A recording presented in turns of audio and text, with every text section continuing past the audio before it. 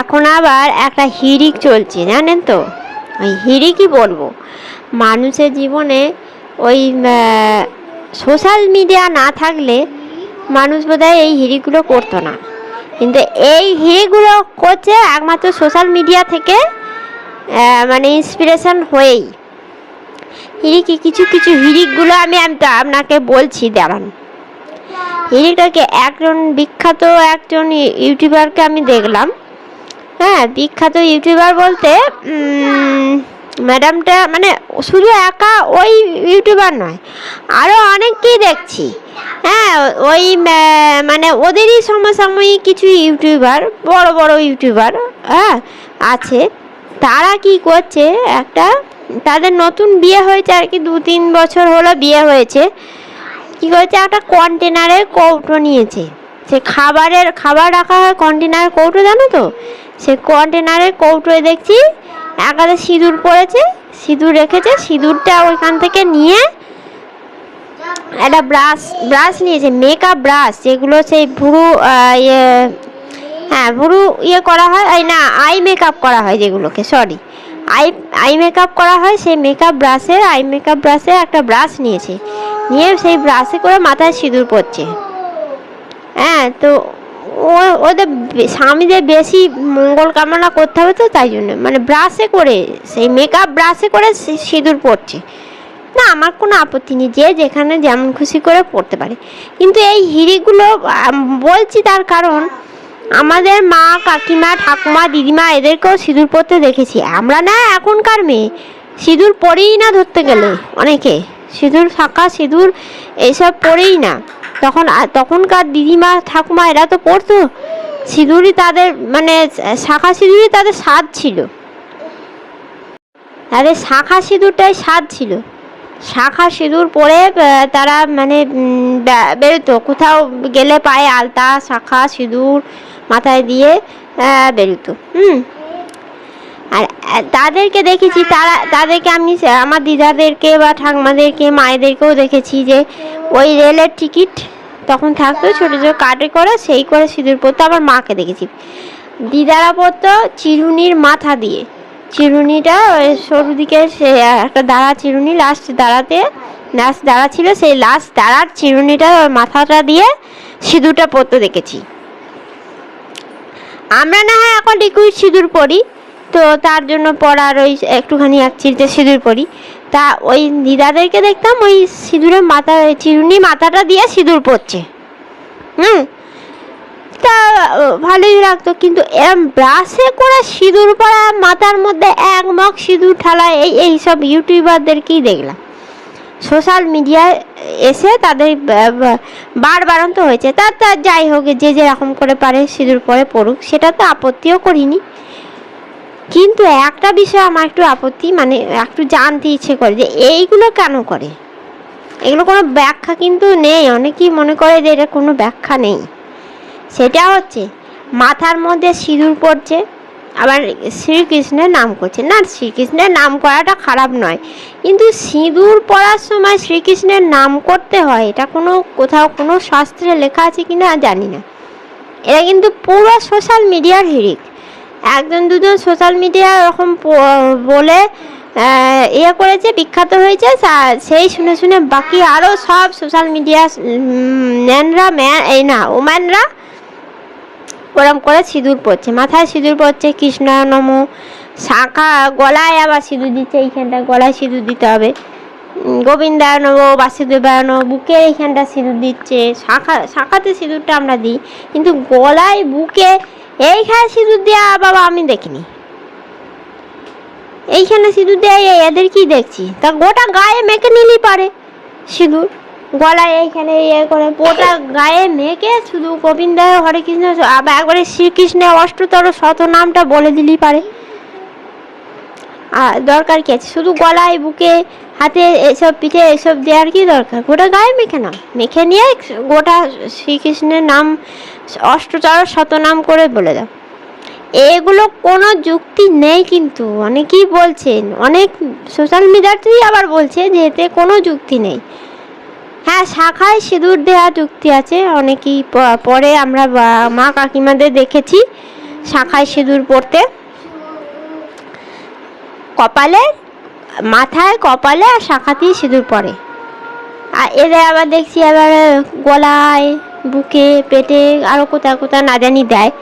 তা সে না দিলি, সে না তুই কোনো গায়ে মাকে শ্রীকৃষ্ণ গোবিন্দায়ন বাসুদেবায়ন এইসব বলার মিথ্যা হিরিকগুলো দেওয়ার কি দরকার? এগুলো কোনো বৈদিক যুক্তি নেই, কিন্তু অনেকেই বলছে, কোনো কেউ দেখাতে পারবে কোনো শাস্ত্রে লেখা আছে যে এইগুলি বলতে হবে?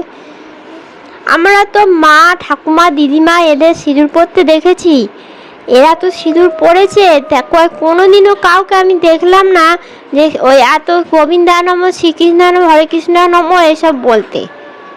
তোমরা এমনি শ্রীকৃষ্ণের নাম জপ করো বই কি, নিশ্চয়ই করো, বা শ্রীকৃষ্ণের কাছে মানে পুরো পরিবারের মঙ্গল কামনা করো, সেটাতে কোনো আপত্তি নেই, সেটা কোনো আমরা বলছিও না যে সেটাতে কোনো আপত্তি করতে হবে। কিন্তু এইগুলো মিথ্যে জিনিসগুলো সোশ্যাল মিডিয়ায় প্রচার করবার দরকারটা কি আছে? আমি তো বলি এইগুলো প্রচার করবার কোনো দরকার নেই। সিঁদুর পরতে চাই পরো, এইগুলো বাজে একটা ব্যাপার না। আর একটা কী ব্যাপার এখন নতুন উঠছে শ্রাবণ মাসে, হ্যাঁ এইগুলো বলতে ইচ্ছা করে না, তাও বলছি। আমি ছোট থেকে বড় হয়ে গেলাম, অনেক শ্রাবণ মাসে সবাই ব্রত করে, আমাদের মা, কাকিমা, দিদিমা, ঠাকুমা সবাই ব্রত করেছে। কাউকে হাতে কোনোদিন সবুজ চুড়ি পরতে দেখিনি, হ্যাঁ কোনোদিনই দেখিনি। এখন হিড়িক হচ্ছে হাতে সবুজ চুড়ি পরবে। কি না পার্বতী, মাতা পার্বতী নাকি তপস্যা করেছিল হাতে সবুজ চুড়ি পরে। তুমি দেখতে গেছিলে মাতা পার্বতী সবুজ চুড়ি পরে ঘুরতে গেছিলো? এই কি বলে সবুজ চুড়ি পরে শিবের তপস্যা করতে গেছিল?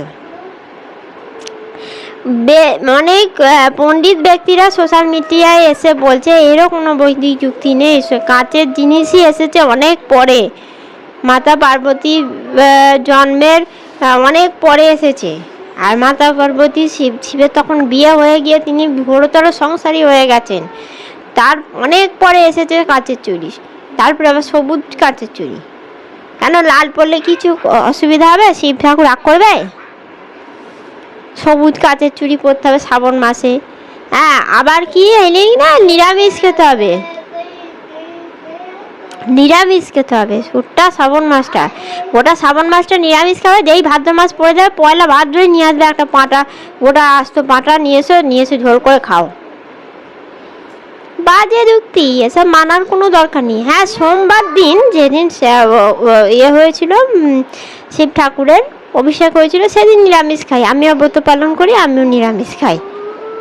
তা তুমি তার গোটা শ্রাবণ মাসে কেটে যাবে নিরামিষ খাবে, তারপরে যেই ভাদ্র মাস আসবে অমনি একটা খাসির ঝোল, পাটার ঝোল, মুরগির ঝোল খেয়ে কাটিয়ে দিলে, বাহ হেভি ব্যাপার স্যাপার তো। তাহলে কি দরকার আছে?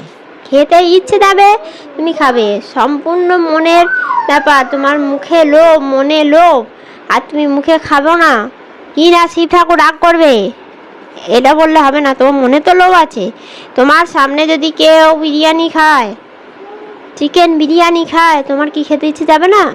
তোমার যদি খেতে ইচ্ছে না যায় তাহলে তুমি কোনোদিনই খাবে না।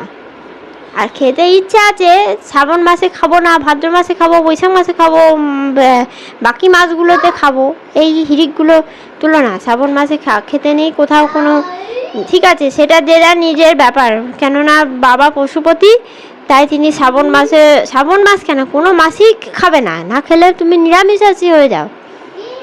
শ্রাবণ মাসেই কি বাবা সাড়া দেবে ডাকলে? আর কোনো মাসে বাবা ডাকলে সাড়া দেবে না? সেটা তো নয়।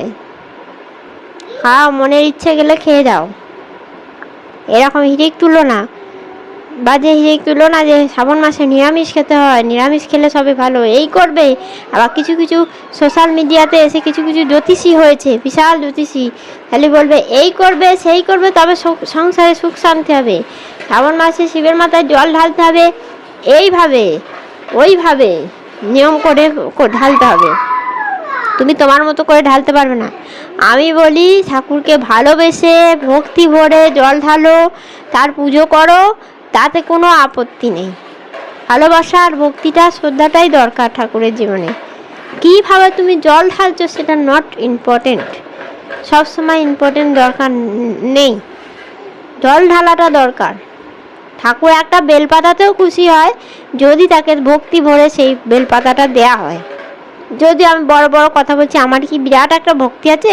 আমি কানে কথাটা শুনেছি তাই বলছি, আমার ভক্তি নেই হয়তো, সেরকমভাবে আমি ঠাকুরকে ডাকতে পারি না, কিন্তু যতটা পারি চেষ্টা করে ডাকি। কিন্তু এরকম মিথ্যে হিড়িকবাজি আমি করি না। আমার হাতে দেখো সবুজ চুড়ি নেই, একটাও দেখাচ্ছি, দেখো